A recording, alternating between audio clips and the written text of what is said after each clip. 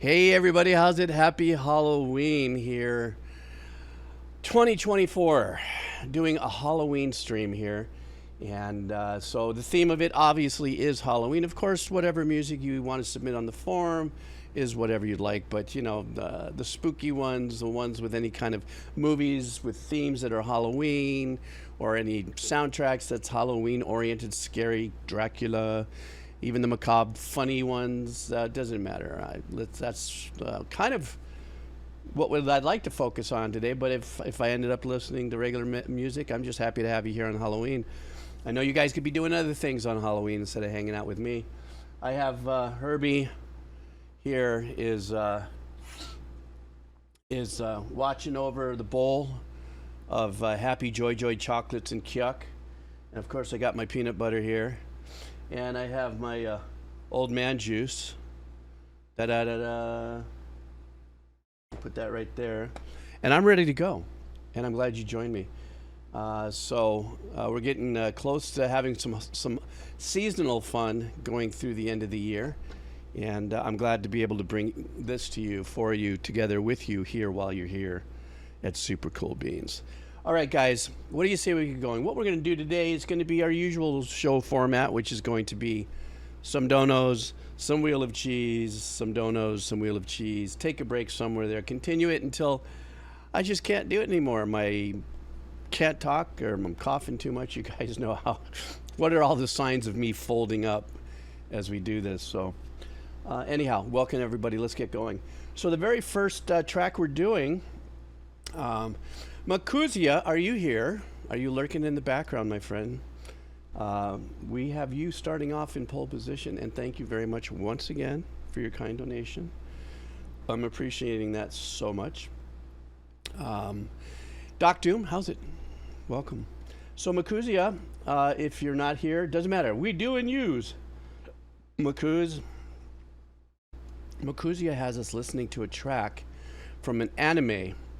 The name of this, let me see, the track is called Higurashi is the anime, and the name of the track we're going to listen to is going to be the main theme. So Makuzia, happy Halloween to you, and thank you so much for coming on in. Even if you're not here in chat, I know you're here in spirit, and I know you can catch this up on YouTube as well when I post this a little later. All right, guys, this is Higurashi, the main theme. Let's do this. All right.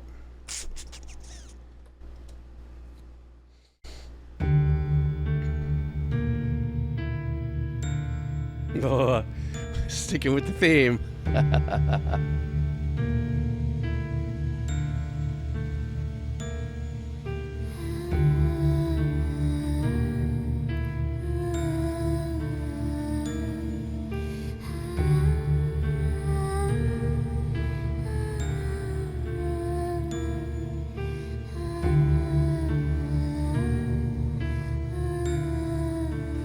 It's like a pensive, macabre zombie kind of vibe there.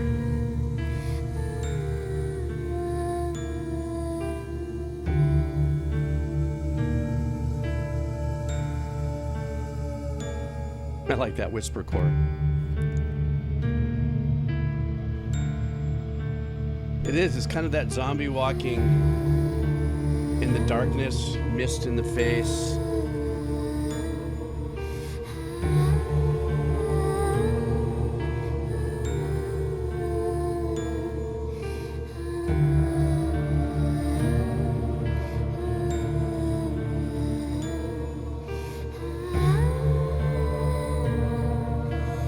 Love that pad in the back, that whispery ooh sound.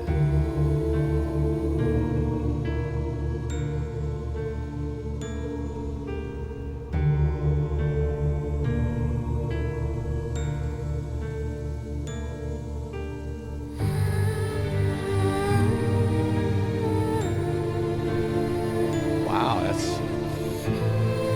what a great change. That's perfect.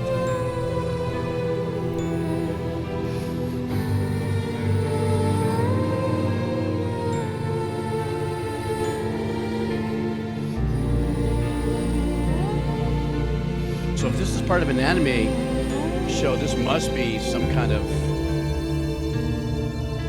super trippy section. Oh, it's a horror thriller.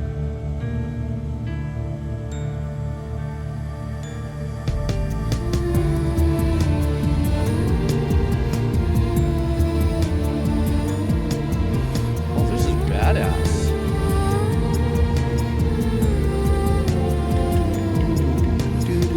That bass.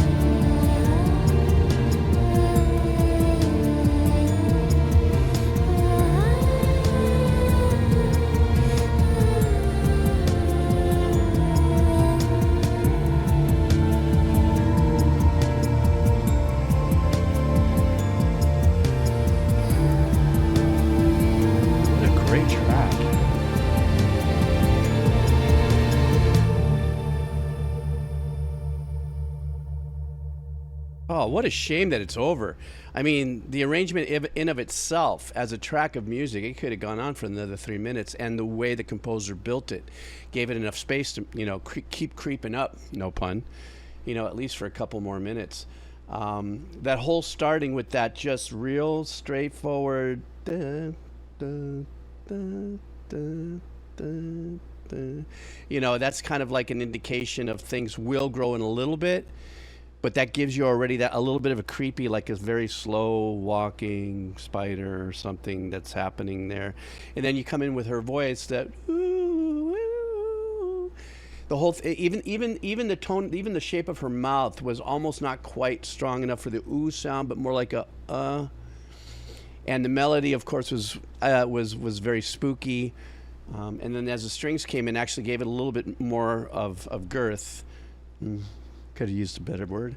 Gave it a little bit more, you know, stretched out the stereo imaging and a little more thickness, got a little rich and stuff there. But even there, kind of sticking within the box of keeping it spooky. There was a major lift in a little part of the melody every now and then that I thought was really super appropriate. And of course, when the lo-fi track came in with that bass that was really swimming, that's now when it stepped away from. It still stayed in the pocket of being spooky, but that's where I was like going, okay, let's listen, let's go. That's why I was hoping it would go a little longer. But Makuzio, this is an absolutely epic track to start with, and thank you so much. I appreciate it. Again, this was called Higurashi no Naku Koro ni OST, and this was the main theme. So I appreciate that, Makuzio. Thank you very much. Okay, who's up next? Great Sage Sun. Excuse me. Great Sage Sun is having us check out from the band Powerwolf. The name of the track is Dancing with the Dead, and Armata Strigoi. All right, so let's do this. Duration, what? Okay, I'm looking at this for a second. Oh, okay, you've got it started and time-stamped. Okay. All right, Great Sage Sun, are you here by chance? I don't know if he's here. All right. He goes, I offer no expectations. Enjoy the show. Happy Halloween. All right, here we go. Stand by.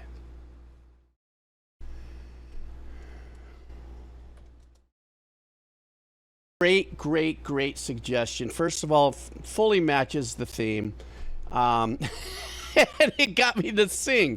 I think that's the first time I ever pushed notes out of my little itty bitty old man chords. I probably in quite a couple of years with that kind of power, and definitely the first time I've ever done it here in front of you guys. Oh my God, that was a great like 7-8 minutes of entertainment. I mean, absolute wall-to-wall, top-to-bottom entertainment. Stage presence was phenomenal. Costume phenomenal. Music was great. Symphonic metal-esque, especially with the arrangements and the power and everything. It was just, this was perfect Halloween presentation. I thought it was badass.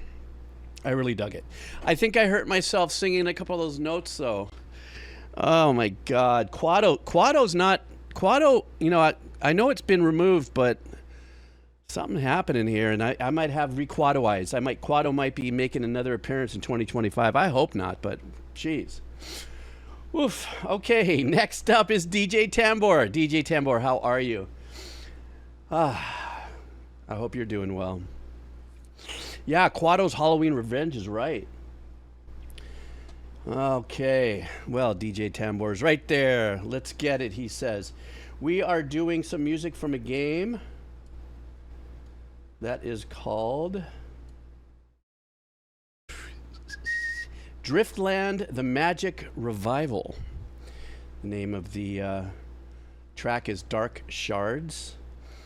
Let's get spooky with this real-time strategy game. This is a background track that plays during one of the levels in the game as you are doing your usual thing of having your workers mining resources and you're building up your army to go and explore the map. Oh-ee-oh, oh-ee-oh. Okay, I mean, that's what I think of. That's what my head's going to. Let's go this route here with DJ Tambor. All right, let's go.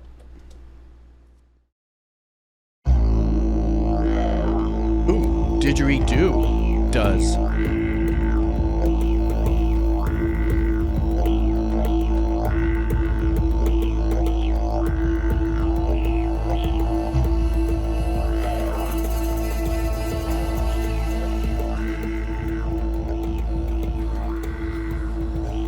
I will eat one piece of candy per song.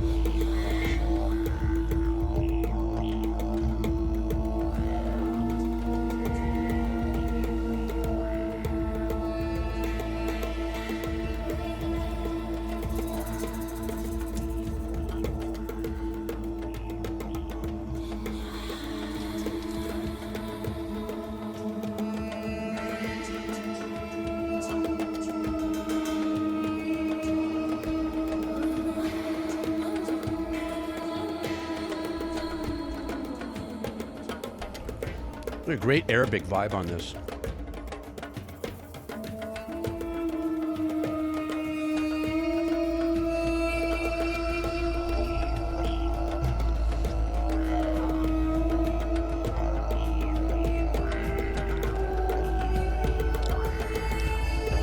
This is definitely to set you up in a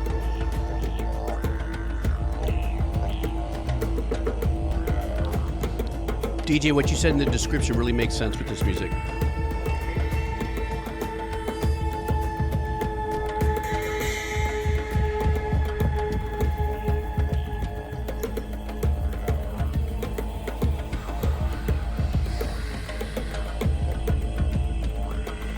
But it's kind of it's a groover, you know what I mean? Making your head bob.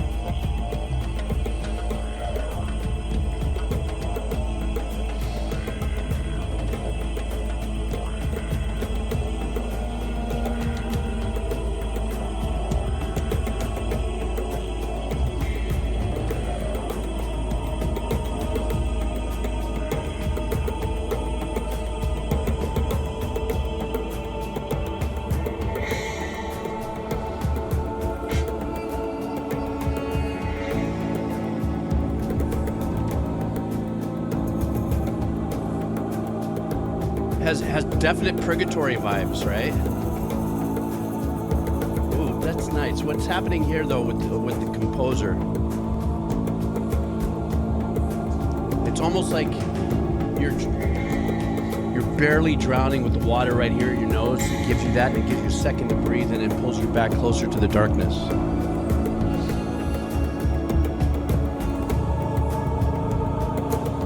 Ooh, that lower tone.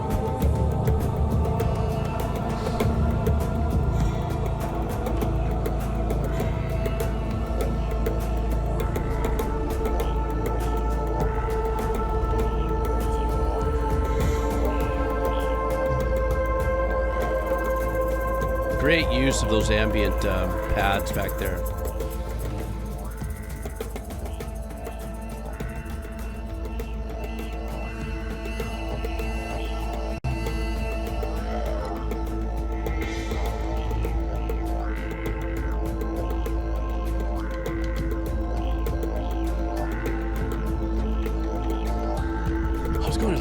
electronics there? That's great.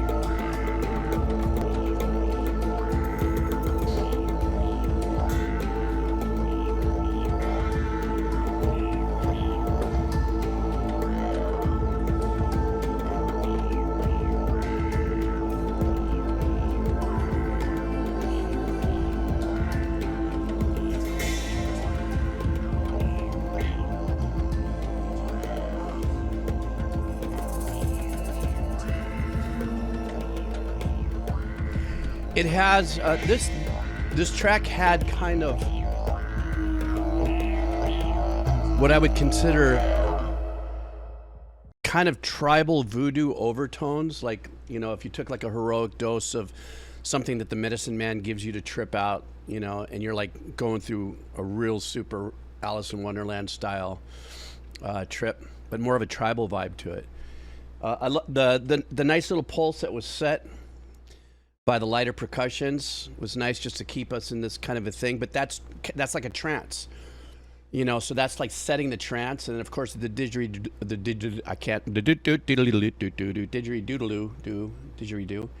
Also, that just the tone of the instrument and the way it's played, and everybody knows what a didgeridoo is, and it's, you know, generated by breath.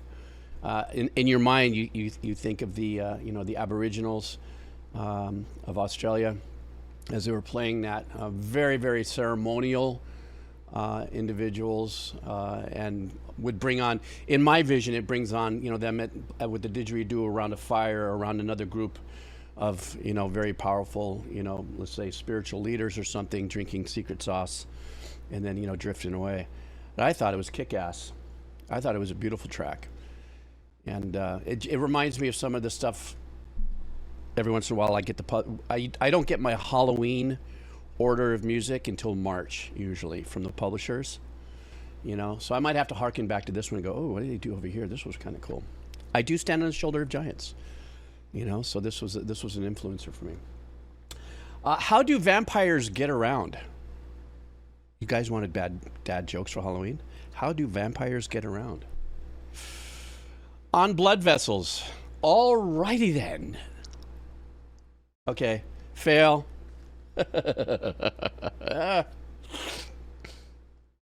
Okay, so let's go ahead with another one here. The Kebab Seller is coming in with a song from Monster Train.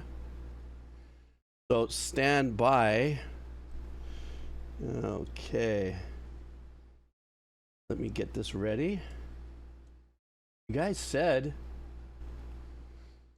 Okay, let me see here. This is called, the game OST is Monster Train. I think we've done something for Monster Train before, haven't we?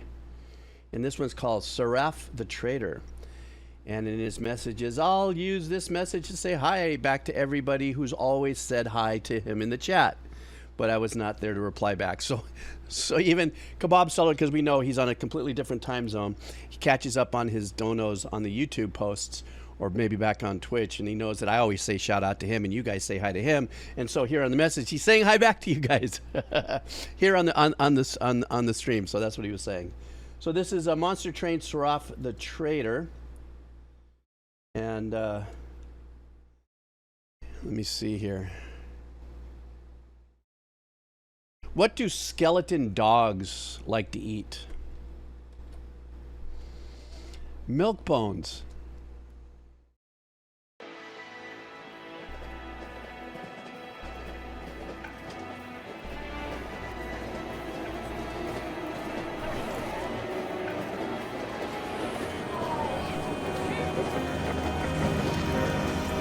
Already coming in disjointed. Oh, this is nice.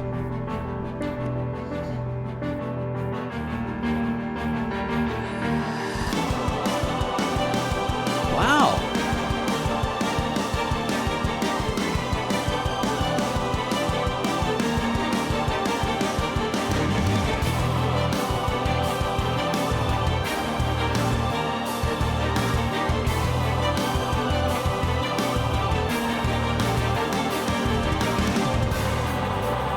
It's kind of got a metalcore drum styling, yeah.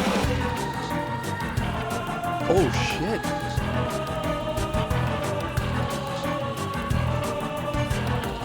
This is another level. Who's the composer? Jordan Chin.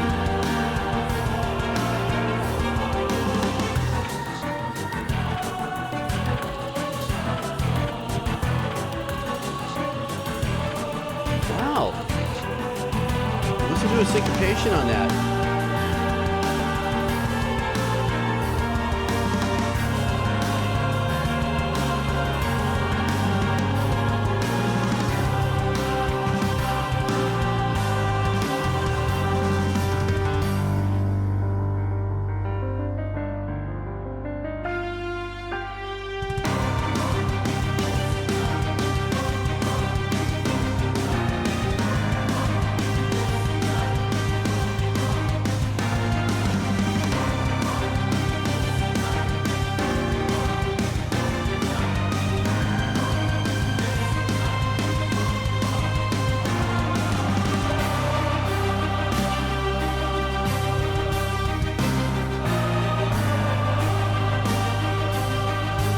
I really love this composition, man.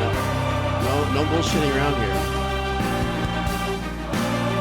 It's like he's got the roots of like a metalcore vibe with the drums that's happening.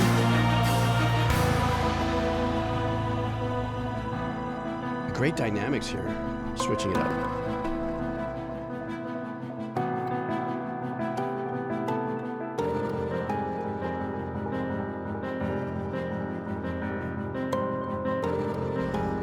Listen to what's happening on the left hand of the piano.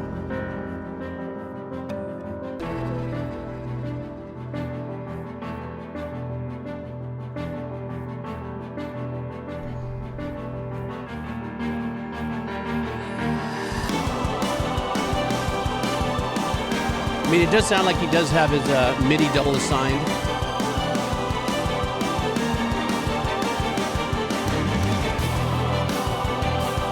This right here. Doing this cut time is so metalcore metal.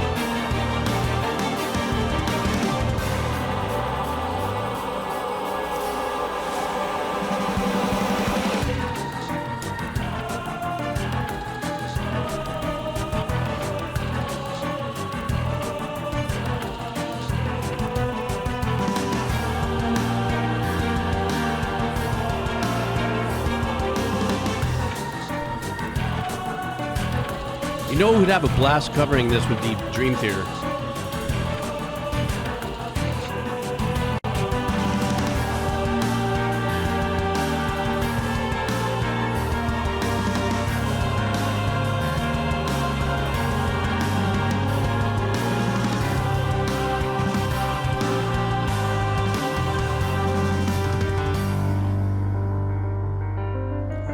The fact that this is in a game, I'm more perplexed on where in the game this would be.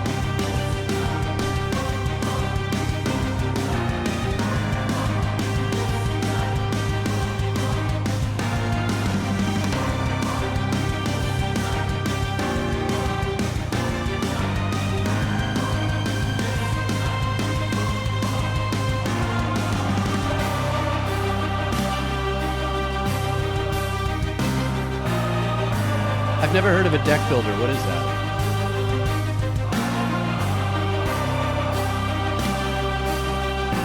But this has that vibe. I'm building something now that I got that in my head. It's got to be.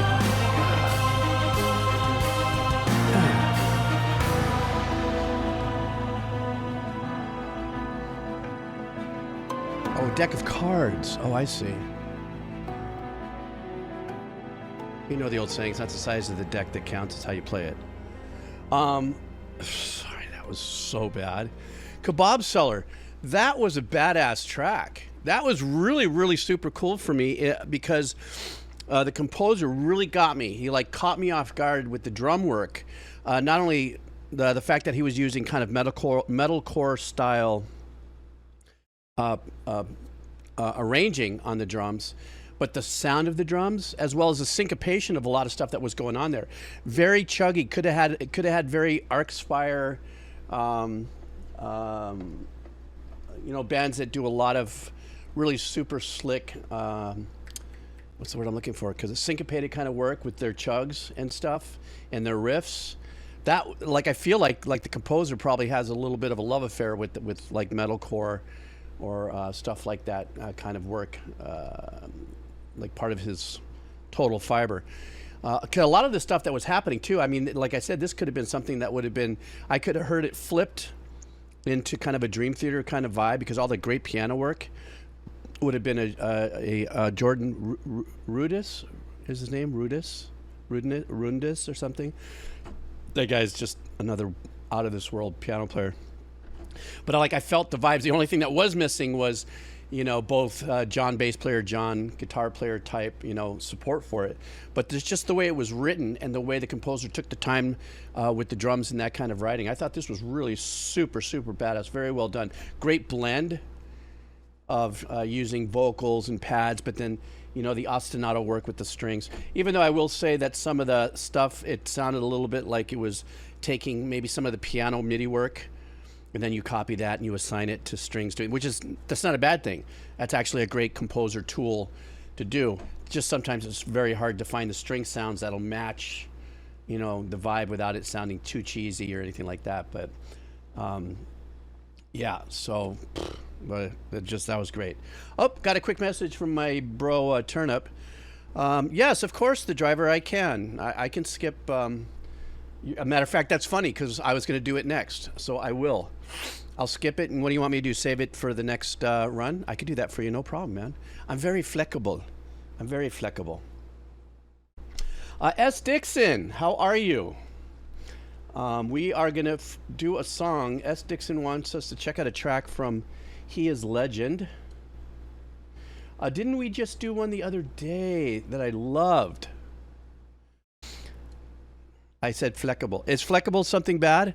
Did I say something that's like going to get me canceled that I have no idea because I was born right after the Last Supper? You know, something new. It's like me saying cake. Yeah, I like to eat cake. And all the young kids go, gross, you perv. I mean, what the fuck is that? I mean, frick is that? Cake means this. I'm like, oh, sorry. That's not what I thought. I'm thinking of hostess. Ding dongs or something like that. You like flexible? I like flexible. I think flexible works. Okay, let's get back to the game here.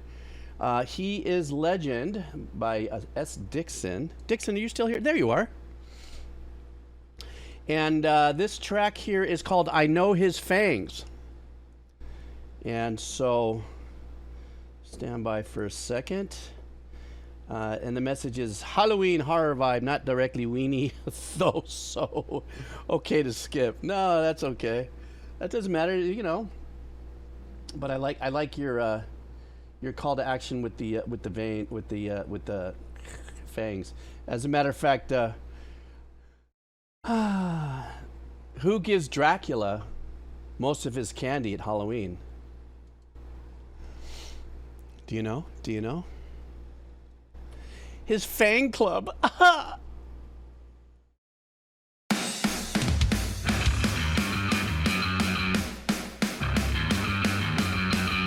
Oh, good. Full punk nation here. I love that.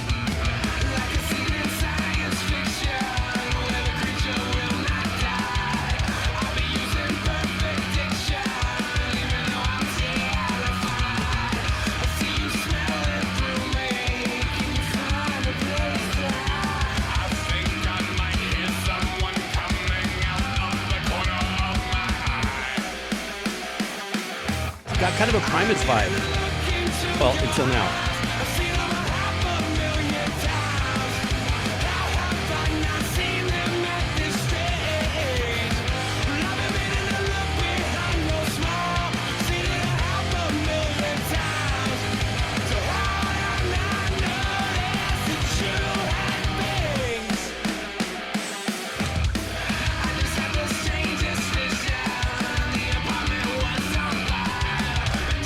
Listen to that, all the bass love right there. Dang. Love the engineering on the kit. Tom-toms sound phenomenal.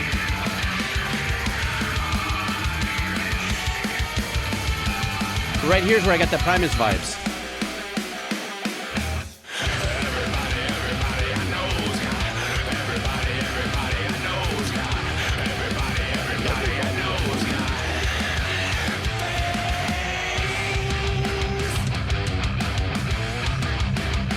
The drummer even manages to make the cut time sound punky.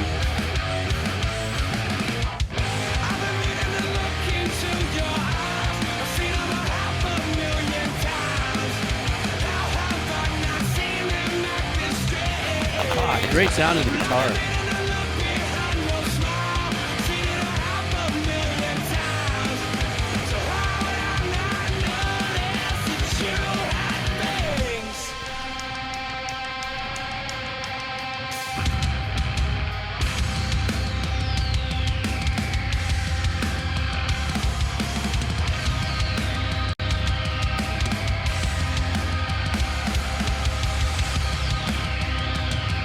Damn, this is smoking. This kicks ass.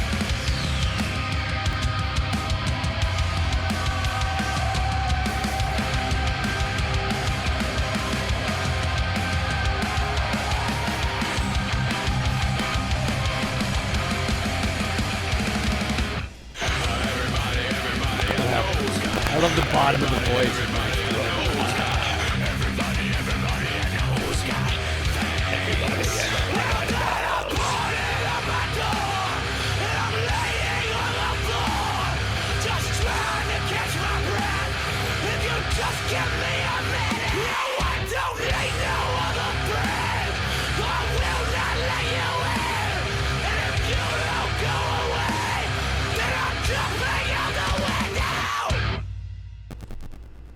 Damn, what a kick-ass freaking track, man. Dixon, you said... Oh, shit, my mic. All right. Stand by, guys. Hang on. All right, I know. It's just that thing that happens now and then. 1 minute. Turn your volume down because I have to disconnect in 5 seconds. 1, 2, 3, 4. Disconnect.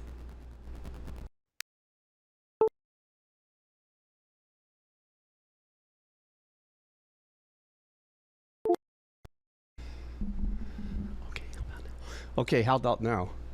Is it working? Is it working? But I think there might be a delay. And I think there might need delay.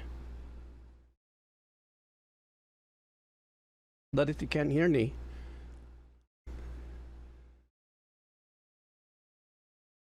Is there a delay? I'm sorry. I'm just saying. Oh, you can? It's picking it up? Oh, shit. I'm sorry. I was too close to the mic when I was doing this. Let's see. Check, 1, 2, 3. Can you hear me now? Sorry. Oh, shit. Anyhow, S. Dixon, that was a kick-ass track. There was something about the engineering of the drums on that the tom-toms of that were so rich, and then I realized throughout the whole track, you know, the drummer was really emphasizing a lot of the tom-tom work on it, you know, and so it made me feel like these were these big floor toms that he had, like he had 2 of them. It sounded like because of what was happening in the mic in the. Maybe in the overhead mics, stereo overheads, and it sounded like each one of the toms had a mic nonetheless. I love that. The whole track was a smoker. As a matter of fact, I'm going to put this in my playlist. You guys know I dig it when I put it in my playlist. Stand by. Playlist. Okay. It's on my playlist. That's going to be my Making the Ham for Thanksgiving track. Do we have bingo? Is there bingo up and about? Did that happen? Okay, well. So anyhow, S. Dixon, thank you so much. Did I notice you, did you say, though, that you wanted me to stop it all of a sudden? I didn't know. I saw somebody say cancel and cancel wasn't too late. Because, you know, I don't keep my eye on the chat 100% all the time, obviously. Otherwise, I'd know when my mic is fried or whenever somebody's sending me messages. Okay, next up is Jasmine Takazi. Jasmine Takazi. Is you in the house? Judgment Takazi. Okay, let's do Judgment Kazi's track from a game called Silent Hill. And this is called Silent Hill. It's called Silent Hill. Okay, we got a big message here. Happy Halloween, Jeeb. Same to you, Judgment Kazi. I wasn't sure whether I was going to be able to donate tonight or find the track that fit the spirit, but I was looking back through my old horror classics. The fact that you have old horror classics is epic. And found the theme song to an original Silent Hill game. It's unnerving, but it still has a groovy melody to it and makes it feel like you're being chased or frantically are searching for something, which fits the Harry Mason, the protagonist, is searching for his missing adopted daughter within the foggy town of Silent Hill, where abstract, horrific monsters plague during the search. Enjoy. All right, let's do this. This is from Judgment Kazi, everybody. Yeah, son of Perry Mason. That's what I went to Perry Mason. I'm thinking Perry Mason, the lawyer show back from the 19 blah blah blah blah. Here we go. All right.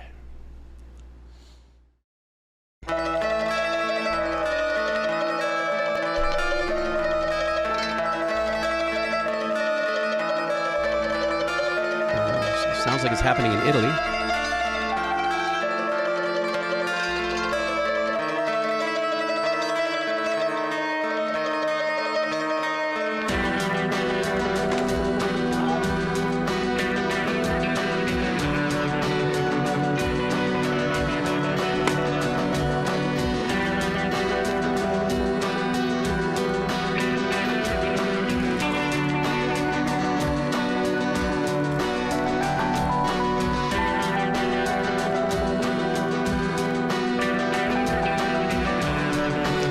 I like the little ghostly electric piano in the background.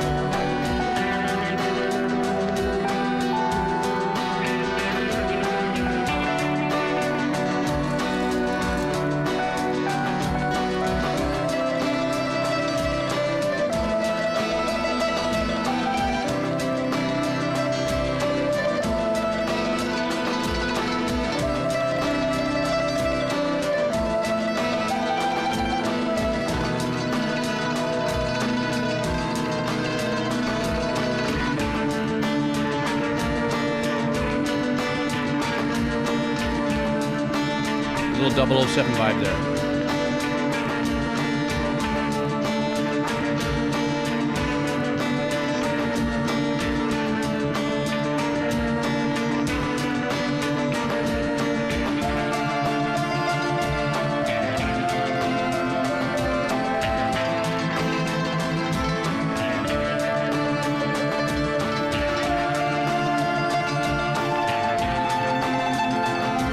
Judgment, did you say this was from an anime?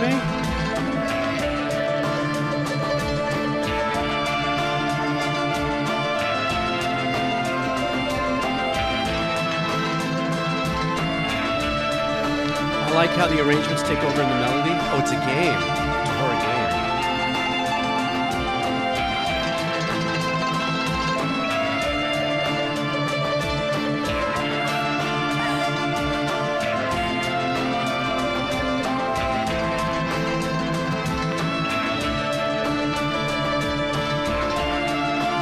Yeah, non-offensive, that call and response with the melody, that's what I was talking about. Yeah, that was really cool. Yeah, I heard ambient noise as well. I heard there was stuff in the background. It sounded like there was somebody's, a lady's voice or something, maybe huffing or puffing, like as if she was running. The fact that the actual, I don't know if this is if the game is time period. So maybe that's why it had a little bit of that more European, old school style vibe to the composition, or if just maybe this part of the game, maybe the characters or, you know, the establishing scene was maybe in some old European town or something of that nature, something like that, European alley or something. But of course, for me, the mandolin, the whole vibe with the mandolin, is what gave that Italian. It's just an automatic for me. You know, gave that Italian kind of vibe. And it did have a little bit of that kind of wandering mystery to it. So it wasn't too horror. It wasn't too heavy. And as I had mentioned earlier with somebody else who also mentioned the fact that there was some really nice call and response in the melody that was happening there. Actually, it started off with the mandolin, and then stepped into another line, an octave higher. You know, so that was really nice, and that was really super slick. I love it when I'm working when we have folks here in the stream, and simultaneously we're thinking the same things. We spit it out at the same time. Of course, you guys are always first. I'm always late in the letting it formulate a sentence in my brain and let it spit out that way, if you know what I'm saying. Hey, so the driver. Okay. Let's. Are we good? I just got a message from Mr. Turnip, and are we saying that we're good to go? Did you change it to the TV on the radio? Is that the one that you have changed it to by chance? Yes. Please, thank you. Okay. All right, driver. Let's do this. Let's go with, he changed his track here. And this is, hang on for a second, let me open up the folder here. This is a band artist of the sorts, TV on the radio. The song is Wolf Like Me. And so this song is from my favorite video games. So it's a song that's been in video games, I guess, right? Is that what you're saying? Need for Speed, Pro Street.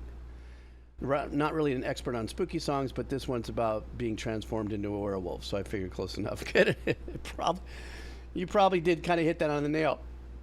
It would make sense that it would be, excuse me, a little, something kind of spooky. So let's do this. This is TV on the radio, Wolf Like Me. All right.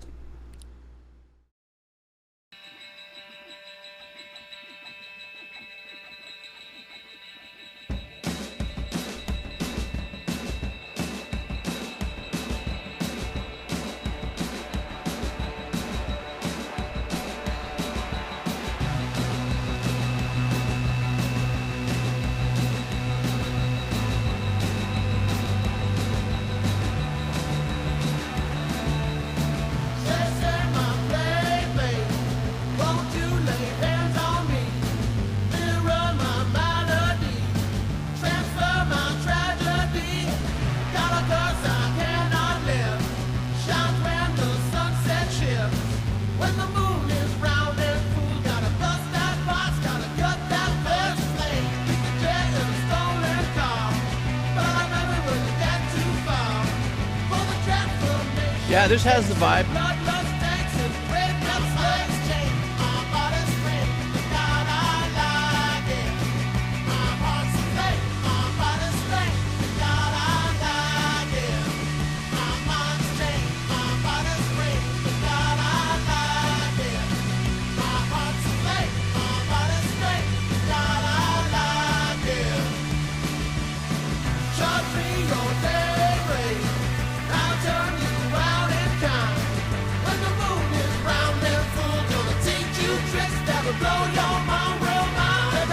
I'm struggling to kind of pocket the genre. SB, do you have an idea?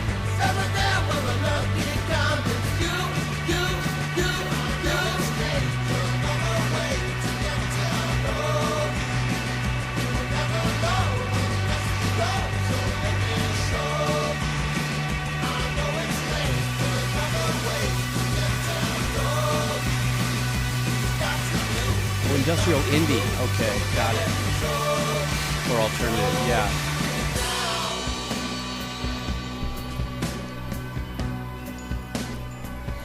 I mean, this was uploaded 14 years ago, so I take it the track itself might even be older than that.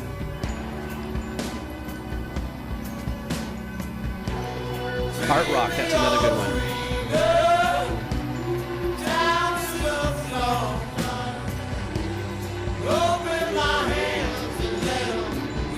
I really like the engineering of this. It's an important part of the dynamic, in my opinion.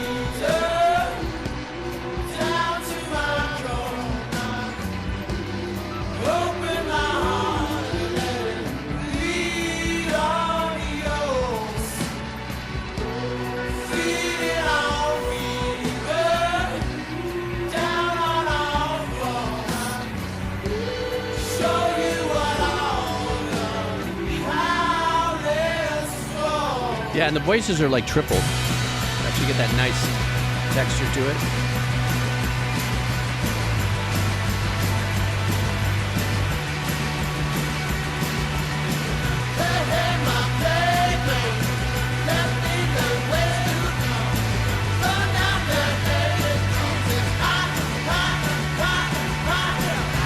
I love the sprinkly kind of shoegaze vibe.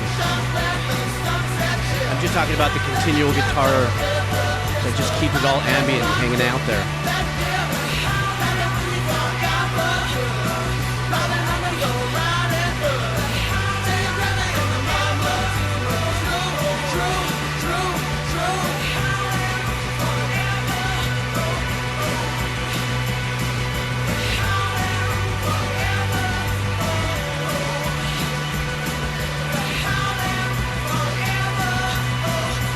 Ah, post-punk. That's what I was thinking.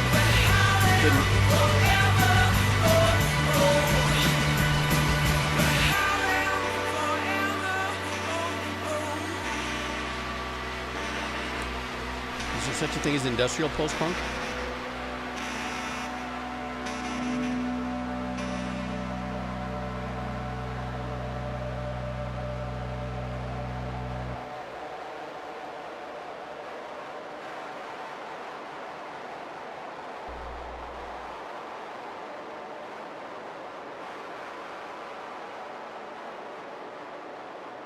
Giving us a big air biscuit there on the fade. Not even a fade, it's just letting one of the sound design things wind out. The Driver, this track was really fun for me to listen to because I'm definitely not a punk rock aficionado. Anything that has that and the more raw, dirty sounding guitars, and there is a particular series of chord changes that it seems like is kind of like, you know, these are the basics that you have to cover to kind of get a little bit of a stamp of that in punk. And also that the vocals are very raw and very very expressive. So you've had the, you know, in the particular sound and everything. And plus the opening of it too, I think a lot of punk that I've listened to, at least just through these channels, are opened up simultaneously with the tom-toms. You know, that kind of stuff kicks in usually as an intro before they get right into the meat and potatoes of it. But the cool thing of the track for me was the fact that they did use a lot of that gliding ambient work with the guitars. So it kind of gave me, I didn't know what else to say except shoegaze kind of feeling, because that's what it kind of felt like, because I know that shoegaze does that with guitars. They know how to let things ring out, so it'll give you that nice, you know, super, you know, glidey vibe in the back. And the vocals were really super tight. But I guess indie punk, industrial, wait a minute, industrial indie punk? Indie is not short for an industrial, right? Indie is short for independent, I believe, if I'm correct. You guys straighten me out on that. Something like that. I don't know. You guys have to educate me on that.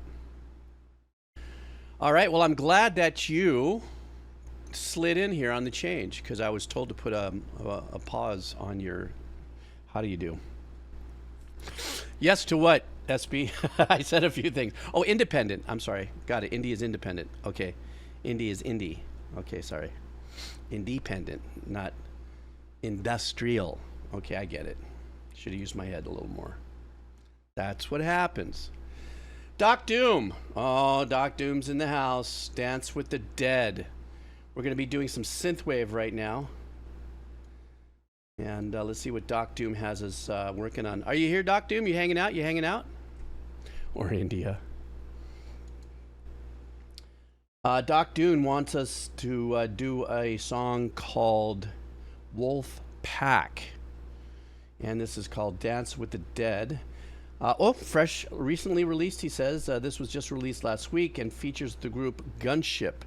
Closest thing I listened to that's Halloweenish. Okay. There you are, Doc Doom. How are you?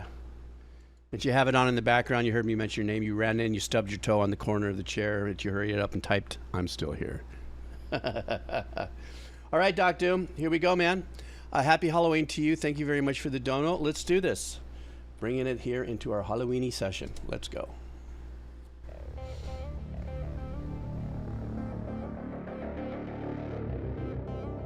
Oh, I'm already liking this.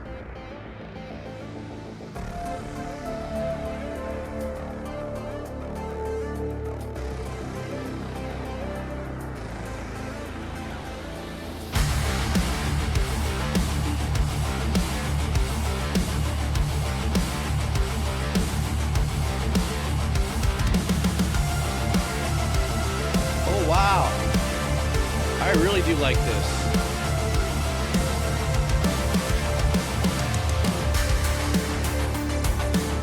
Wow, what a great blend of synth work.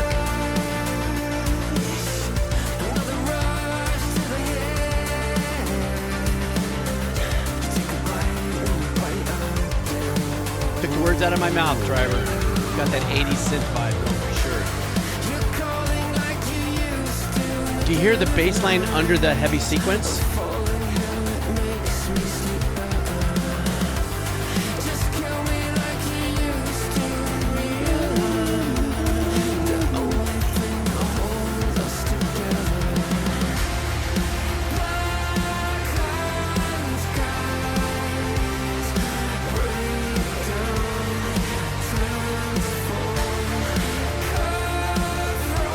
Straight up quarter notes on the hi-hat.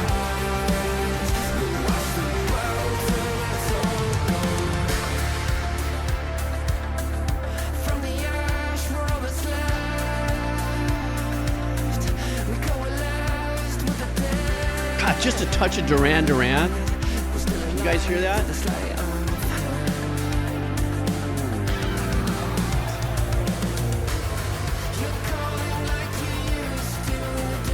Pet Shop Boys is another one, yeah.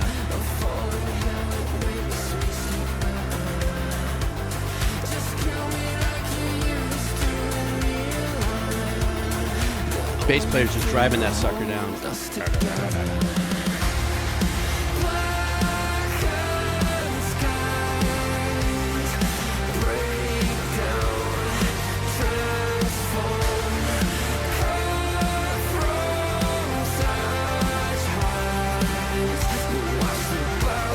Really nice arpeggiation in the back going on here.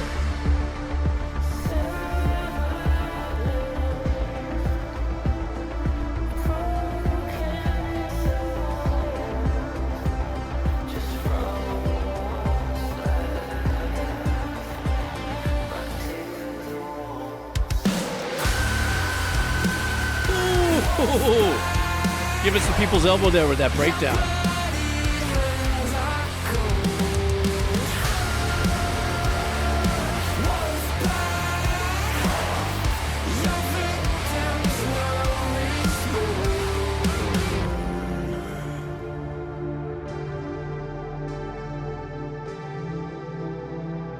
I really dig this track, Doc Doom.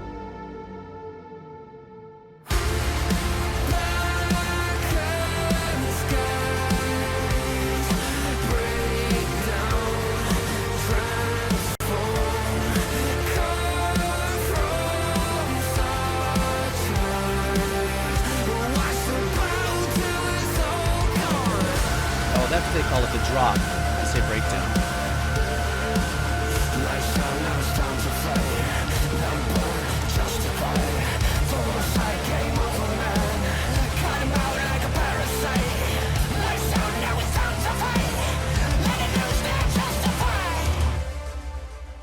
That was a super badass track, Doc Doom, without a doubt. I mean, for me, listening to it with two different sets of ears at the same time is just the callback to the 80s.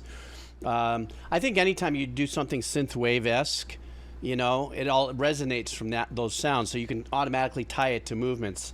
But there was Pet Shop Boys vocals with a little bit of Duran Duran type pad work in there. I love the emphasis of the stabby synth sounds. Those are kind of, you might use those in the Euro rave. At least I do when I get hired to do that kind of stuff. Those super stabby stacked synth sounds. Well, but to me, what was really super cool, and I have never tried this, but I imagine in the head, the opening sequence was that very low, you know, it started to build and stuff. And what that was is that's the guitars came in and mirrored that as the riff, but let that live below it. So that darkness and that I call this sterile distortion of the synth that was doing it, because it's so crispy and so clear and sounds so wonderful tone-wise, blended with the guitars that are handling the same riff, just gives you this just incredible tone. even though we've got the the guitars are ballsing out on it, but the blend with it in the mix. Devin Townsend does a lot of that stuff too. He'll blend a lot of those, synths with his, chord playing and stuff like that. And then even the melodies that were, Dave, that was happening with that stab. It's all really nostalgic for me, and I just love what kind of energy this evokes for me. So both, I kind of tied both of those in. I love the fact that it was, it gave me the '80s vibe. It reminded me of certain things, from the day. I guess synthwave, like I said earlier, that's where it's going to pull. Of course, with new composer ideas and engineering-wise, the layering of it. I thought that was really super sick. But thank you for bringing that in the house, man. That was killer. Did anybody share that? You want me to share that really quick? I'll share let me share the link with you guys here. Stand by. Sorry. Wow. There you go, guys. Right there. That's for you. Super killer. Okay, wait. How did that little dancing emoji get into my thing all of a sudden? Oh, because of the word dance? Ah!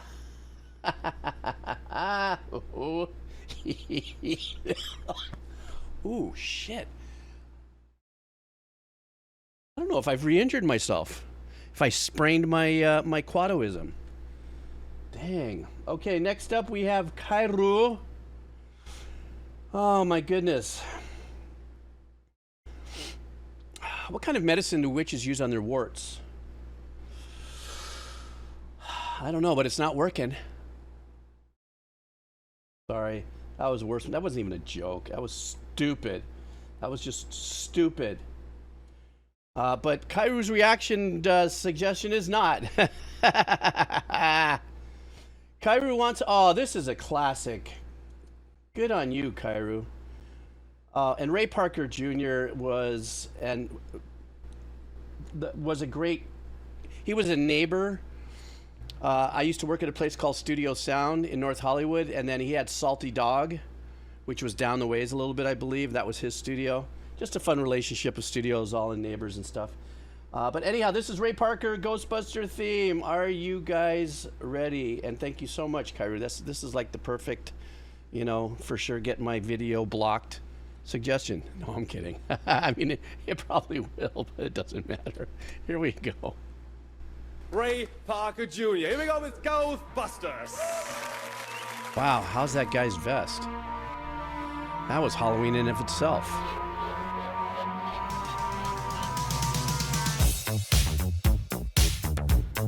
Oh, that dance move. Oh, this must be a different kind of TV mix for him.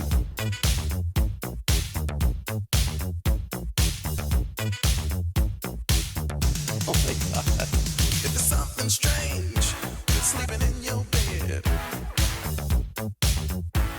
Let me tell you something. If there's something weird, sleeping in your bed. Oh, let me tell you something. I wonder if this was like a reduced mix for TV or something.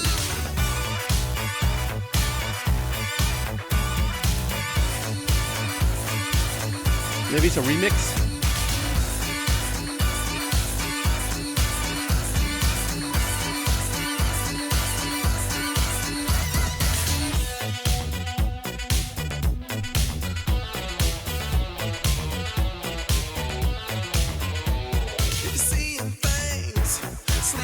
Oh, the 80s in TV effects. Oh.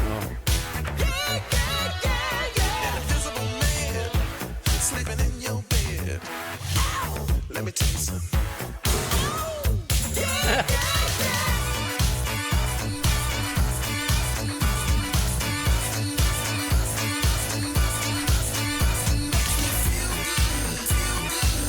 I don't know, Rotten Soundgarden, you're right. There could have been something legal in why he did it this way or something.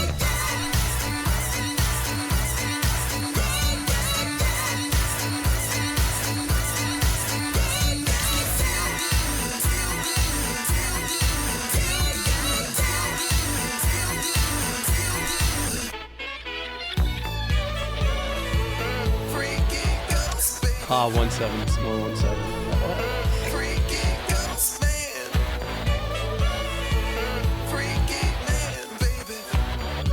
Either it's fan made or somebody had their hands on the files or something. Let me sleep in your bed. Because the bass line's changed up a little bit. Let me tell you something. Sleeping makes me feel good. God, so much memories. I ain't afraid of no sleep. I ain't afraid of no bed. An invisible bed. Freaky ghost bed. Oh, it is fan made. Okay.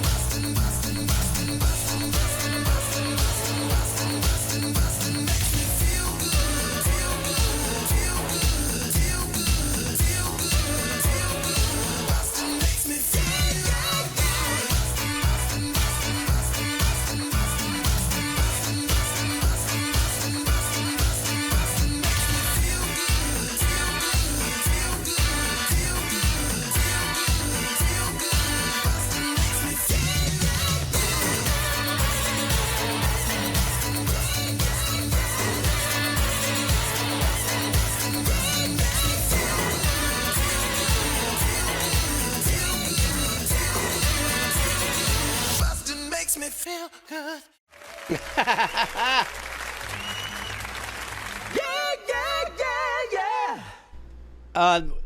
What a great, if it, I didn't know, maybe I didn't read it, Kairu, if you put it in that it was a fan made or something like that. So at first I was trying to decipher it, if it was maybe something, because was there some, what was the legality of that track? There was something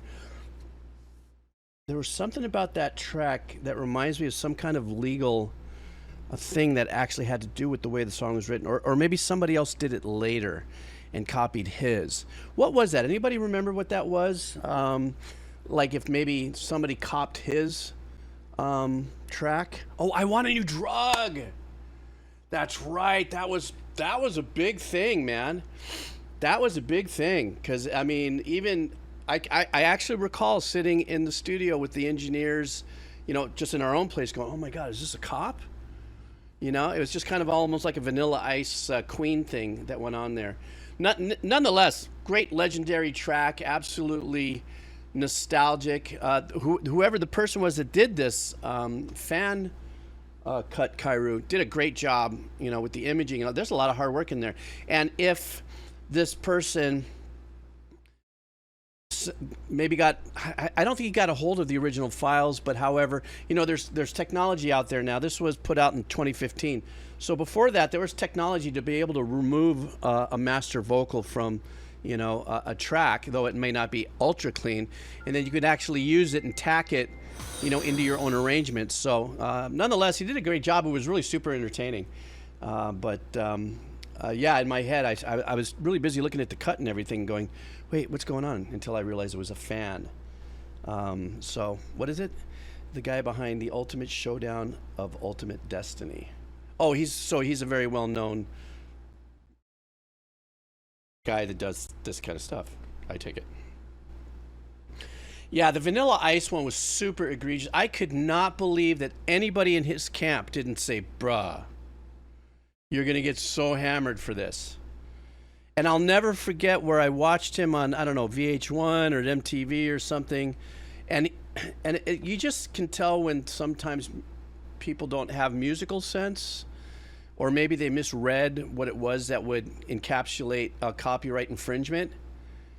You know, was it the melody or something that was melodic in the arrangement? Dun dun dun da da da dun dun dun dun dun da da dun dun. But he said no. There's that one dun dun dun da da dun dun dun dun dun that dun dun dun dun da. See, it's different. I was like, oh, bruh. And I did like Vanilla Ice just for what he represented in the movement of the time, you know, and using the hammer pants and all that sort of stuff. But yeah, that was some crazy stuff. So, I Want a New Drug and Ghostbusters had that same. And guess what? You know what's funny? It all had to do with the bass line on both of those tracks. It was about the bass line. So I don't know if somewhere in there maybe the lawyers or the people at the record companies may have misinterpreted what law was. You know, copywriting of 2 measures of the melody, does that constitute copywriting an arrangement? I don't know. What are you thinking? How can you not? I make a living. I've made my life having to sound like, you know, through the 90s, that was the big thing that people would hire me to do because they didn't have enough money for, you know, to get the publishing on commercials. So I was like, I had my D in the dirt, making sure everything I did was legal and clean and stuff. I even wanted to stay away from like-sounded tones, you know, to try to keep it as leaned into as possible. But a Jeeves Vanilla Ice cover, oh my God, Snows in Australia. That would be hilarious. That would absolutely be hilarious. I got to figure out something, guys. You guys are my usual suspects here because I love doing this. I'm not getting bored. But I've got to bust out and do something creative. And I was talking to a friend of mine the other day, and he said, dude, you just need to do like Jeeves comedy metal stuff like that. Just like you just said, like some kind of Vanilla Ice knockoff of a knockoff or something. I don't know. So I almost got the hairdo for the Vanilla Ice hairdo, don't you think? I got the little curly do. Anyhow, I diverge like I do. Stand by for a second. I got a text from my daughter sending me love. Oh, the cute. Sent me a picture of a couple of the grandkids in their outfits. Okay, what are we going to do next? Stand by. All right. Okay. Okay. Oh, by the way, what do you call a zombie in a romantic movie? What do you call it when zombies are in a romantic movie? Called a zom-com. Romantic comedy movie. I think I blew that joke. That just sucked. Thanks, Asteroid. Just go ahead and hit me with it. Just okay, right at the butt. Falala. Park Pal, are you still in the house? You're up right now. Park Pal's in the house. I think you are, Parky Pal. I know, okay. What can I say? Okay. Are you there, Park Pal? Okay, we're going to do Park Pal's song. In the meantime, you do know why they didn't play any music in the Skeleton Church, right? That they couldn't play any music in the Skeleton Church. You know why?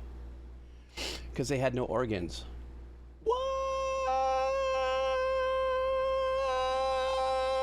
The fuck? Okay.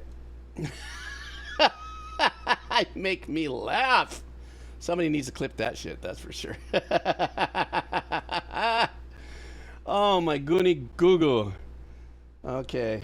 This next one coming up from Park Pal is a band called Nick Lutsko. You guys have heard of Nick Lutsko? Oh, 1 a.m. You stepped right into that one, didn't you? So this song is called Familiar Song by Nick Lutsko. It's coming in from Park Pal. And his message is Happy Halloween. Okay, here we go.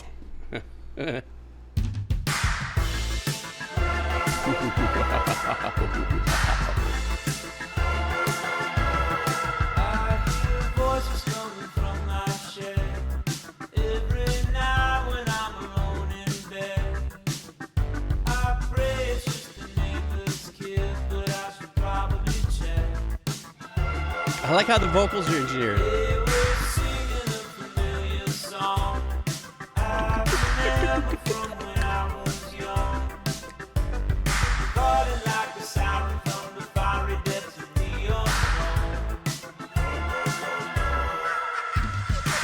Oh shit. That caught me off guard. Any furries in the house? You just freaked out. Damn.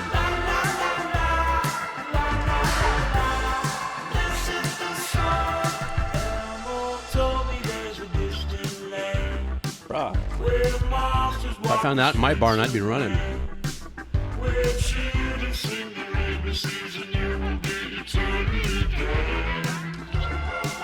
Elmo got work. I said, Elmo, please get out of my shed.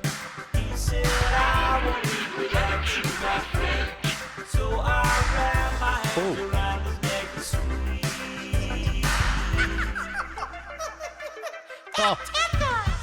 Oh, they put that in the track. This is the song. La, la, la, la. La, la, la, la. This is the song. La, la, la, la. Bruh. This is the song.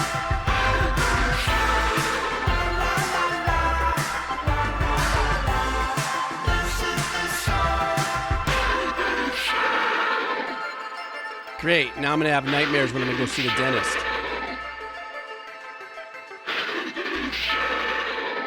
Bruh.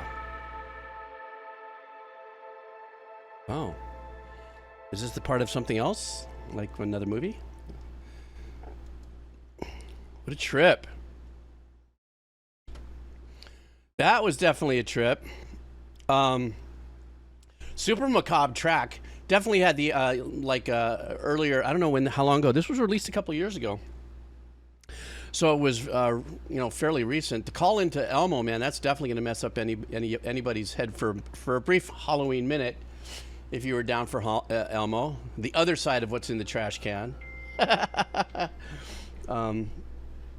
it was one of those kind of tracks that kind of got you into this really kind of positive poppy kind of vibe to it and stuff like that. But the dark macabre. The video took over. Matter of fact, I was, unfortunately, Park Pal, I was watching the video and getting more into it than I was listening to music. The music was great. The song was great. The track was fun. But Elmo didn't stand a chance, man. He just, he got lit. And, I don't know. He drank some Evergreen, and look what happens after you have a couple drinks of Evergreen. What is this? It's the same level as the serial killer of Shia LaBeouf. Him being really good and completely ridiculous. Yeah, true that. Oh, Nick did the Alf song you sent. Oh, okay. So that's his thing, huh? I don't know. I'm telling you, I've listened to some really great, offhanded, funny, dark tracks today, and it's motivating me in my creative mind. I don't know what I'll come up with, but I have a funny feeling I'll come up with something kind of funky doodle in the next week. I'm feeling it. I think after I cleared my vocal cords from that opening song, when I said, wait a second, I forgot I know how to sing. I can do some singing. I mean, not like that kind of singing, but I forget. I got this as an instrument here. I can still have fun. What's left of my brain cells for lyrics? I don't know. I think it'd be really fun if I have everybody chip in on the lyrics. Like if I sent out the lyrics to you guys, you send me back different versions, and then I would cherry pick from it and say, okay, guys, we're doing a song. I think that'd be really fun. I think that would be fun. I don't know about you guys. Let me continue on here, and then I'm going to do a few more, and then I'm going to take a break, and then Wheel of Cheese in it. For those of you who are lurking for the Wheel of Cheese, don't forget to go right up on the forum right there on the top of the chat and put in your Wheel of Cheese request here. Yeah, a Twitch chat compilation. That's I think that'd be really fun as hell. And then maybe I would take like a sentence, like maybe we'd do a lyric on something and I'd format it saying, okay, guys, here's what it's going to be. It's going to be verse, pre-chorus, chorus, second verse, pre-chorus, chorus, bridge, chorus out. And maybe I'll just kind of do like how Beck did on the song, one of my favorite songs to this day still, out of the bazillion miles of tracks and music and notes and I've read, but still to me, one of my favorite tracks is Loser from Beck. And you remember how all his words were kind of mishmash, like nothing made real sense out of it? I think maybe we could do something like that. I think that'd be really fun. Okay, next up is the Peebs. What's up, the Peebs? All right, the Peebs wants us to listen to a track from Geordie Greep. And no message on this, but this one's called Holy, Holy, Holy. So let's do this from the Peebs. You guys ready? Let's go.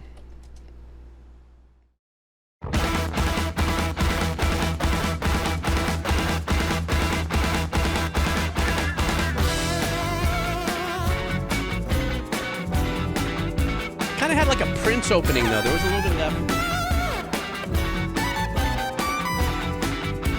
Oh shit, we got lucky on that.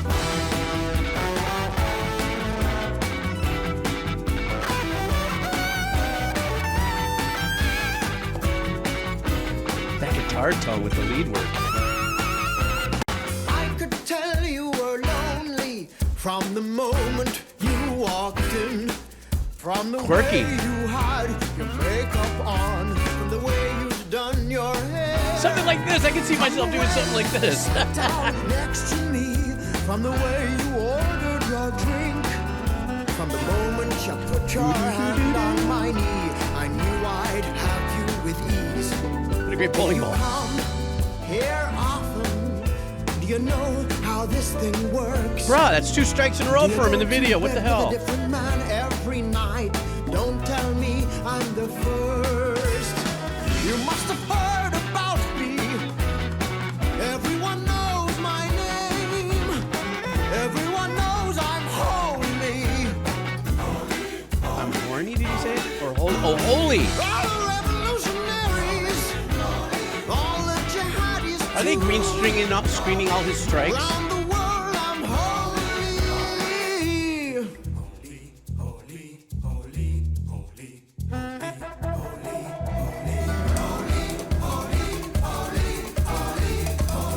Is he mocking like a pastor? Do you know my name? Very nice. Of course you know my name. Everyone does. It's true. It's true. Ooh, nice jazzy chord changes there. It's true that I'm known around here. The barmaids know my name. I've had them all before. You are new. I'll have you too. It's time to give in. From the shores of Havana. Nice change up in the track. In French Guyanese, in Cantonese, everyone knows my name.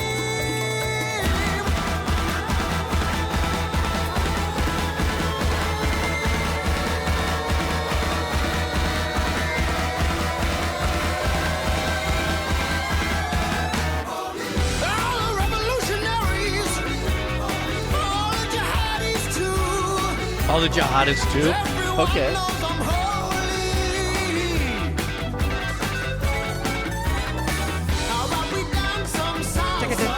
That guitar just reminds me of an 80s vibe. The tone.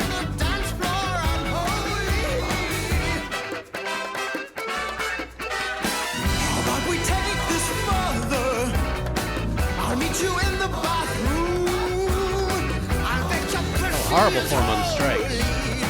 It's got to be green screen. Oh, some samba. We going.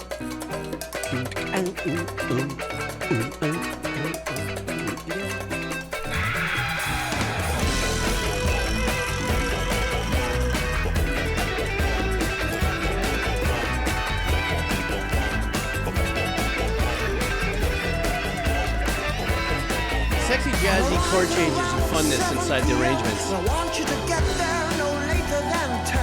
I want you to be dressed like a sophisticated tart with too much makeup. Sophisticated tart? Will that be alright? And I want you to sit down next to me as if by chance.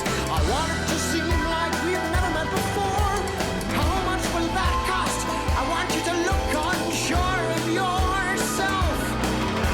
And I want you to look at me as if I'm attractive. I want your eyes to say, take me. And I want your lips to be unimpressed. And I want you to ask the way. Nice chord change right there, really killer. It sounds like he's trying to seduce people like in a parishioner setup, like he is like a pastor.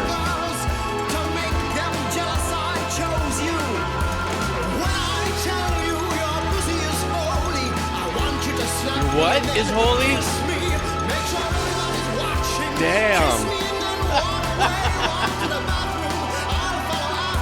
You guys hear that? You guys hear that?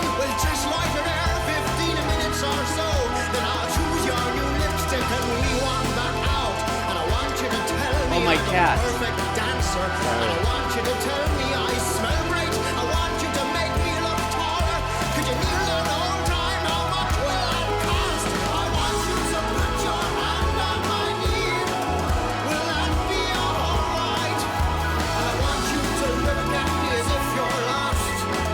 arpeggiations going back and forth there.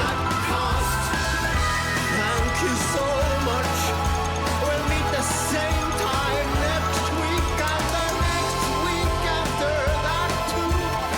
And the next week after that and the next month and the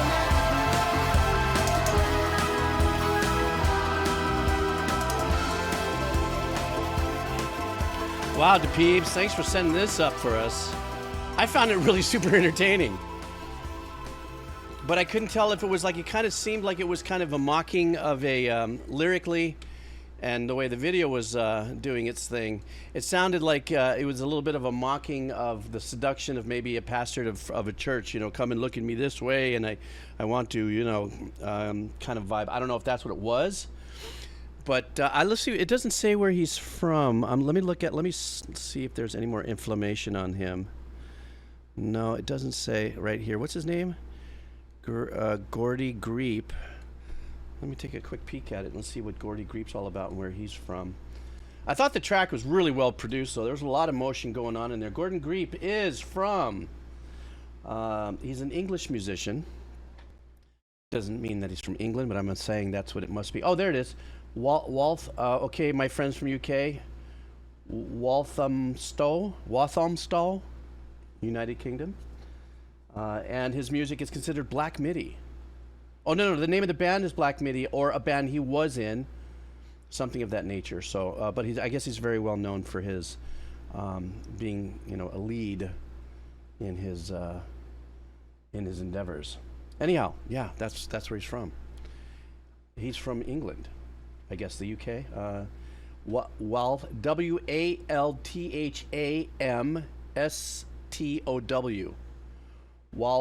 Walthamstow. Walthamstow. I don't know. I'd have to ask my friend Snake. I think he's from the UK. Maybe it's like a district or area. I'm sure. Anyhow, I thought it was. I thought the music was phenomenal. I loved it. It was really super entertaining. But the video also was catching me. So. But some really nice chord changes and some really nice little. Well, actually, the arrangements in there were more than nice. They were pretty well written and pretty well put together. So, DePeebs, thank you so much. I'd appreciate that. Next up, hang on for a second. We have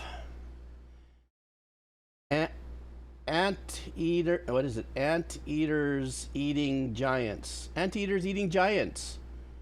Oh, and this is also becoming one of my favorite music suggestion games that I've really super been enjoying.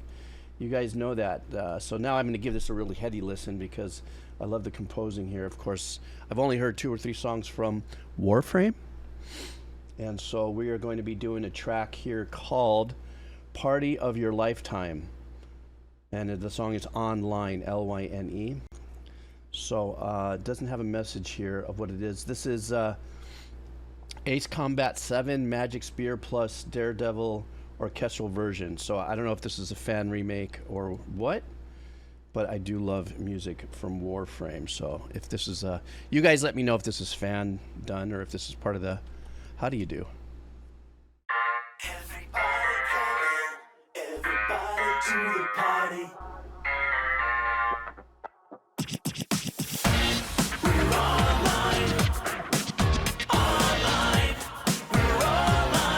For a second, I'm waiting for NSYNC to step out.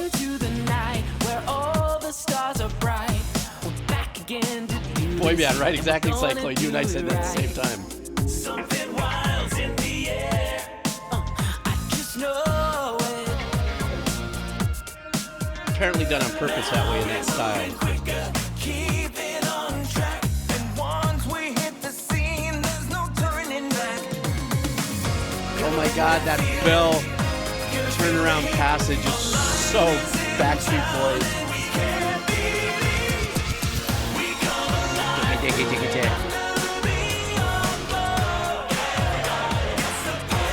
Oh, these guys nailed it.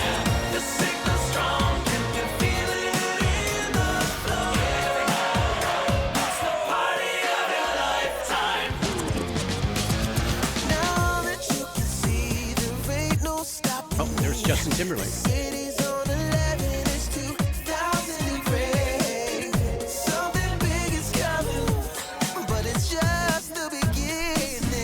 Man, these guys crushed the mock arrangement. Actually, harmonies are a little better than some of the boy band stuff.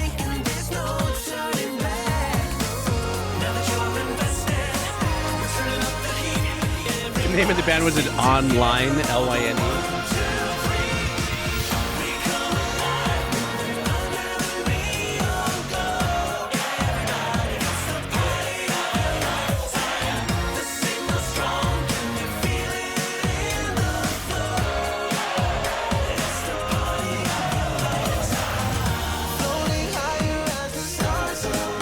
Even the choice of the trap sounds are spot on.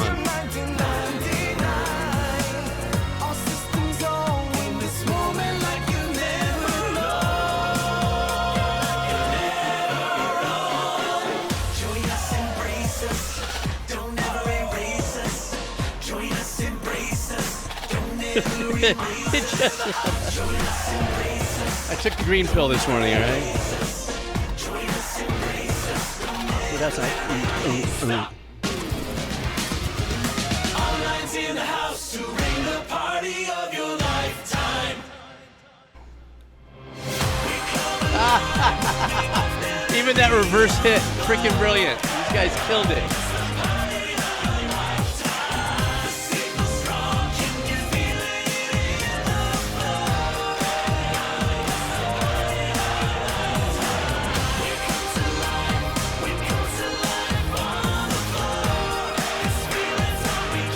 Important part of the arrangement is those bell tones.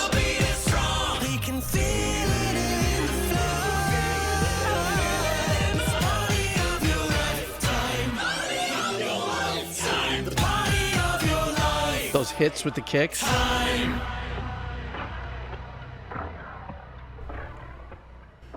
Guys, whoever produced this, whoever did all the work on this, did an absolute mental job on it.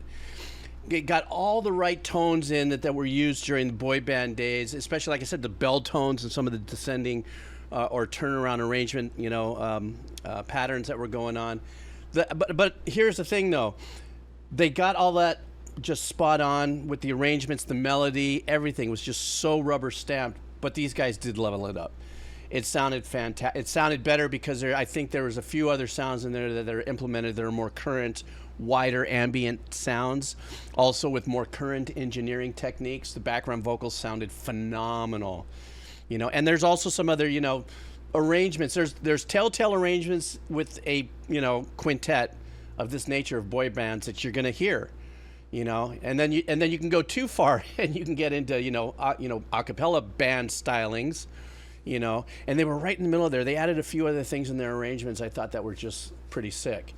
But these guys just nailed it. And I don't know if this is mocking. I mean, it's obviously, I don't know if it's a mock of a style or pull of a style on purpose because something's coming out. I think somebody here on the on the stream said something that there's another one coming out or something like that. And this is kind of a precursor to it. This was released 3 months ago, so it is new. But nonetheless, this was great. This was super badass. I was not ever a fan of the boy bands, but my daughters obviously had that on rotation. And then stuff in the 90s, I had to hear it because of meetings I would have with artists and stuff, in Los Angeles back in the day. And I'd go, oh, okay, that's what this is. I just couldn't wrap my head around it. Actually, recently I just saw a documentary on the guy that did making of the band. What was the name of the big guy, the kind of Harry Weinstein vibe guy who got in a lot of trouble, for becoming like the sixth band member and took all the royalties and the publishing and really screwed up. What was the name of that guy? No, not Diddy, but I can understand when you say that. Lou Pearlman. That son of a mother falala. Anyhow, I watched the documentary, and the reason why, for me, that documentary was really important and I wanted to learn was for two reasons. Number one, the young man Ikaika that was in the band was my neighbor here in Hawaii when we were growing up. And so that was some shit that went down there, and he left the band. And then my brother, for the first season, was the choreographer on Making of the Band. You know, so he was the guy trying to whip them into shape and stuff. And that relationship didn't work out. He got kicked off the show or something. I don't know what happened. But after sitting there and watching what he did, I went, that son of a bitch, man. And it's that same kind of creepy, weird, pervy-esque kind of vibe that he put out, and, you know, and just, you know, felt like maybe he was, I don't know. It was really super, just blah, blah, blah. Yeah, if I ever find any of that footage of my brother doing the, it's got to be somewhere on YouTube, as the choreographer for the making of the band show that started. I'll play it. But anyhow, sorry, I just went into a rip on that because that's what the song just did. It just brought me into that. Yeah, right, snows in Australia. You just don't want to hear about it. You know what I'm saying? It's just like, God.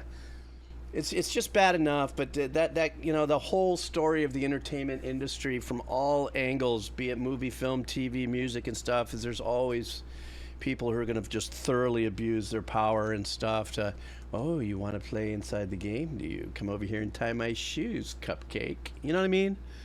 You kind of fucking, this disgusting shit, man, pissed me off. Thank God he doesn't end up in my freaking cell. Anyhow. Wow. So, anyhow, let's go ahead and let's go to Asteroid Jason. Are you in the house? Asteroid Jason.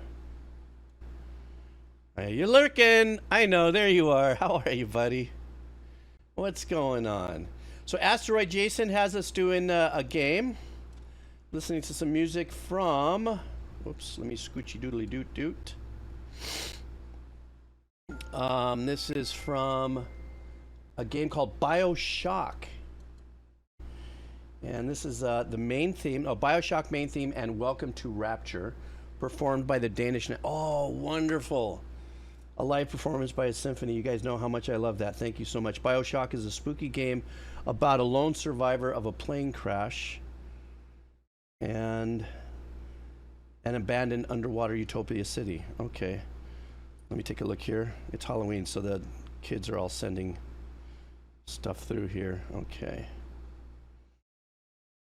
Sending pictures of all the grandkids having fun. I'm sorry. I'm going to take a second. Always take a look at that, because I'm the Abba. Okay. Are you guys ready?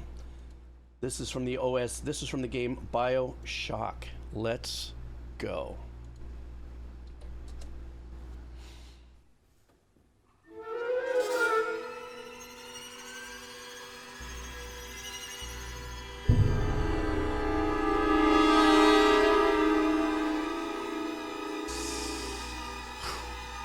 Oh, gives you that wormy up the back vibe there.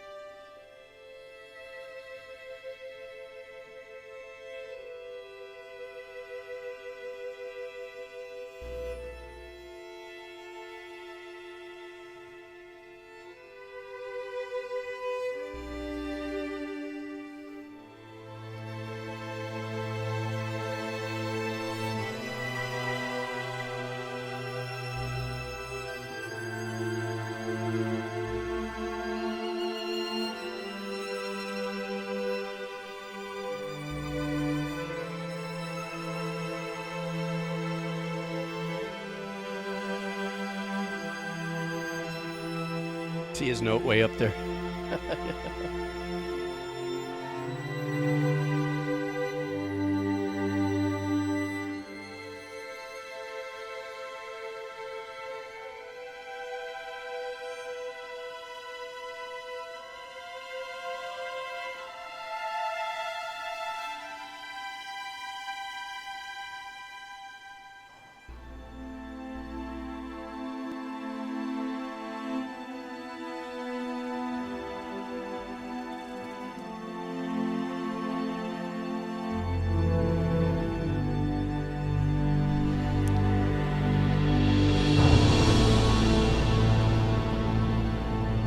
Dramatic, dark, heavy pulling. Cool.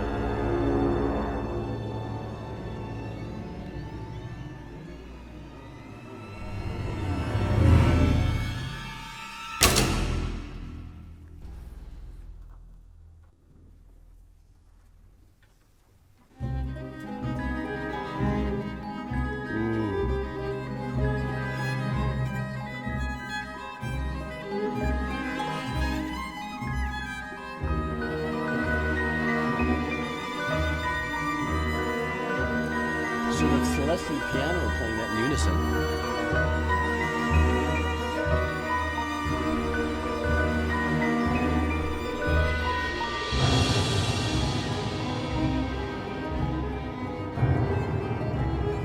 Wow, this is great.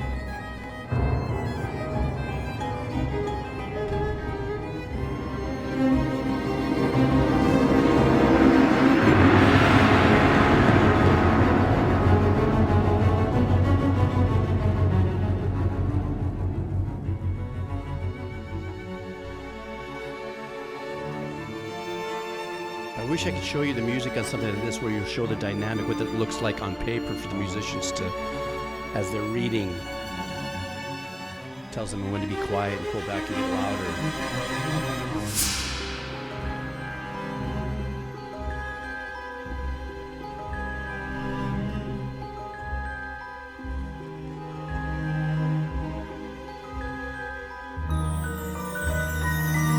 The bass pizzicato is subtle, but it's there. It's very important.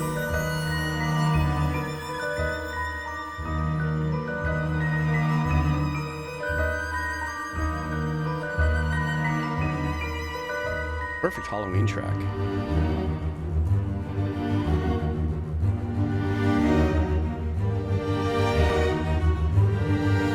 Bass just sawing away.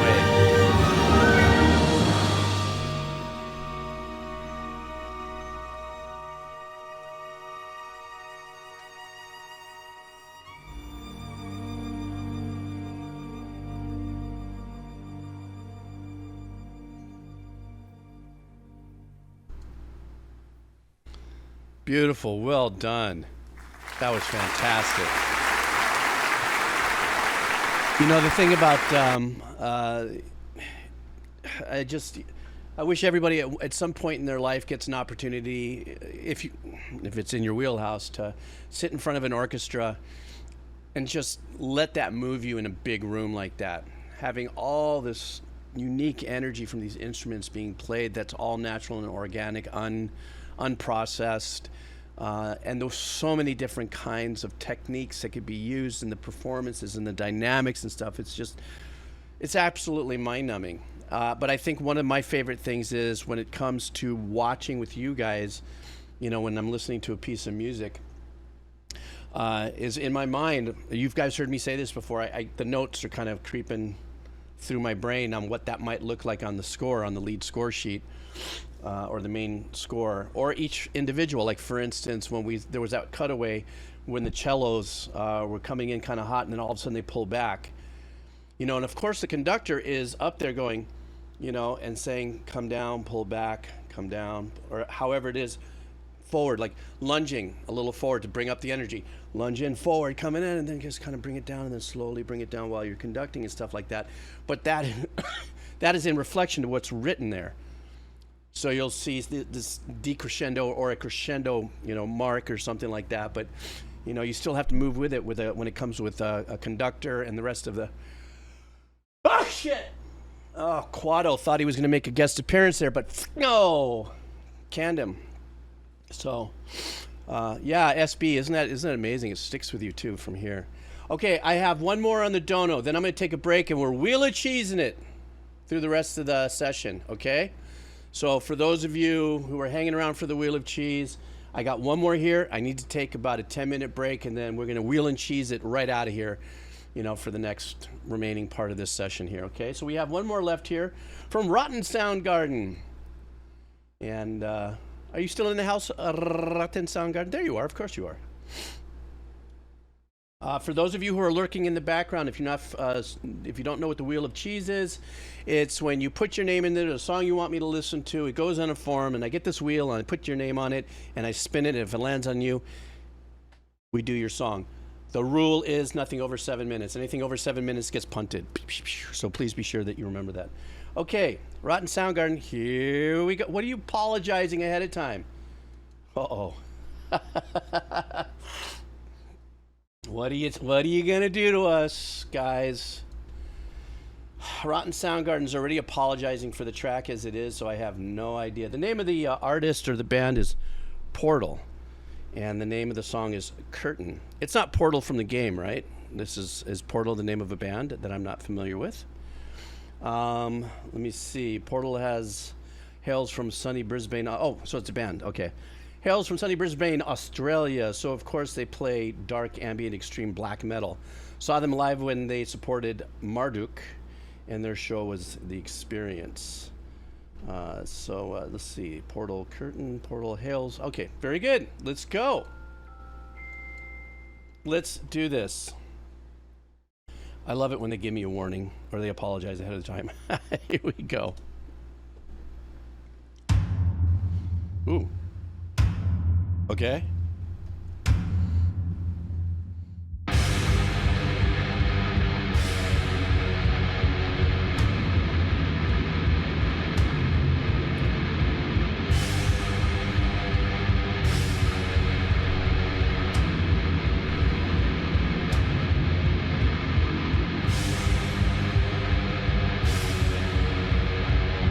I don't think there's any better vibe right now for Halloween than this. Come on.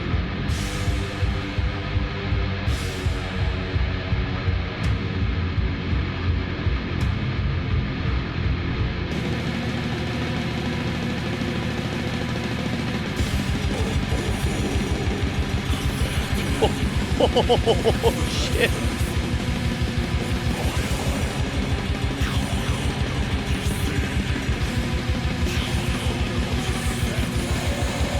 Dang.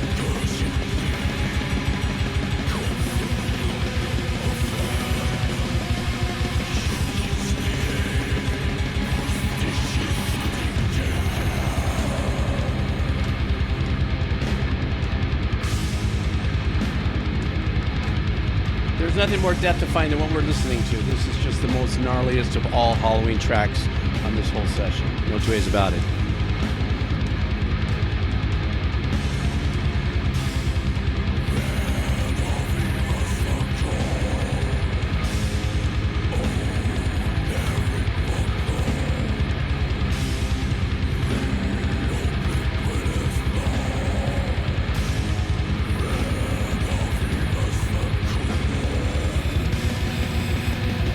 Freaking dissonance for the win, the whole thing. Oh, the video.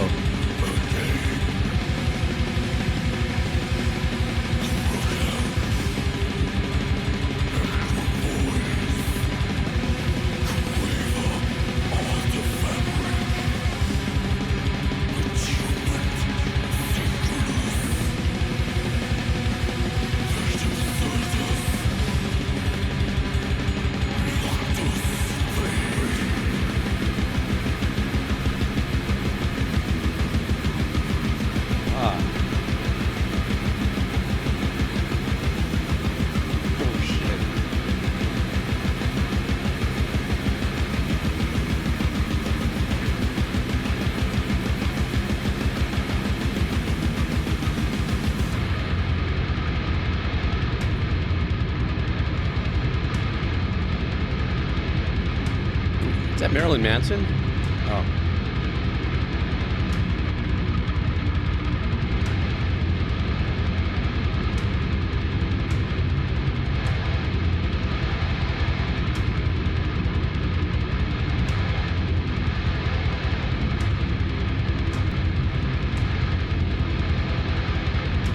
Funny enough, it's great how that drum tom sound is so clear through all the heaviness of it.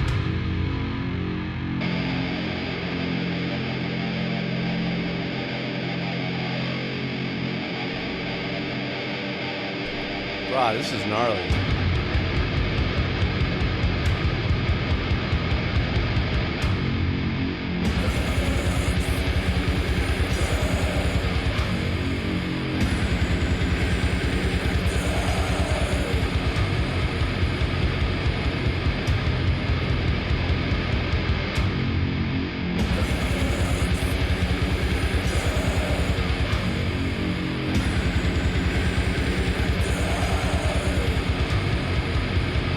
Yeah, but what I like about the guitar tone though, it's not over fried. So even in the EQing of it, they've toned it down darker without having this high-end sizzle on it.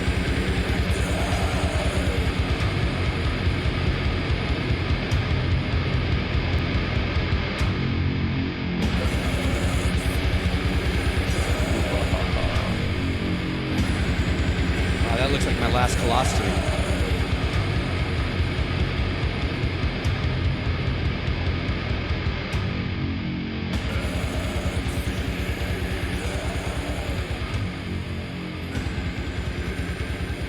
Fade. Snowish.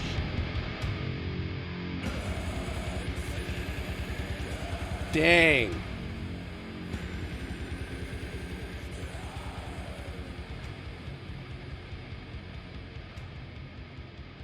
Yeah, there's another minute left here. Tripping. I'm gonna ride it out for a little bit to see what this is all about. This is probably one of the darkest, gnarliest, most perfect tracks for the Halloween session. Yeah, there was no two ways about it. That was bone crushing. That was haunting, painful, dark, gnarly. Like, everything about that video was what I would have imagined would have been in my head if I had to do theater of the mind. Something that dark, something that gnarly. Like, not escaping that first level of hell, and there's 7 more to go, and you haven't even got there, you know, to the other levels. That was the gnarly grind. That was freaking gnarly, bruh. I knew you. Doc Doom always comes in with the good one, that heater. All right, I'm gonna take my break really quick, guys.